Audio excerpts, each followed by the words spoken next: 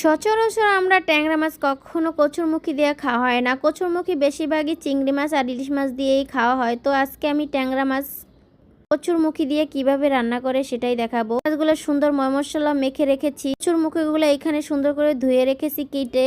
Pan বসিয়ে প্যানের ভিতরে আমি পরিমাণ মতো তেল দিয়ে দেব। তেল গরম হলে তারপর দিয়ে দেব এক এক করে মাছ।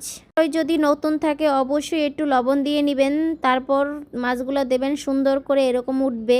মাছগুলো ভেজা হয়ে গেছে, তারপর দিয়ে দিব ওই তেলে আমি পেঁয়াজ, তারপর কিছুটা পরিমাণ দিয়ে দিব রসুন, স্বাদ মতো লবণ, তারপর দিয়ে দিব আদা, দিয়ে ভালো করে ভেজে নিব। ভাজা হয়ে গেলে পরিমাণ মতো এই যে পানি দিয়ে দিবেন। পানি দিয়ে মশলা এক এক করে দিবেন। তো ধনের গুঁড়া, মরিচের গুঁড়া, হলুদের গুঁড়া দিয়ে ভালো করে উল্টিয়ে পাল্টিয়ে কষিয়ে নেবেন। কষানোর পরে এই যে এখন দিয়ে দিবেন এই কচুরমুখীগুলো দিয়ে ভালো করে একটু ভেজে নেবেন। ভাজা শেষ হলে তারপর এই যে হালকা একটু পরিমাণ পানি দিয়ে দিবেন। পানি দেওয়ার পরে এই যে সুন্দর করে আবার ঢাকনা দিয়ে ঢেকে দিবেন। এন্ড ঢাকনা থেকে উঠাইয়া আবার দেখবেন একটু ভাজা ভাজা করে নেবেন। ভাজা ভাজা করার শেষ হলে তারপর দিয়ে দিবেন পরিমাণ মতো গরম পানি। গরম পানিটা দিলে কি এখানে একটা লোট লোট ভাব থাকে কচুরমুখীর, তো ওইটা থাকবে না।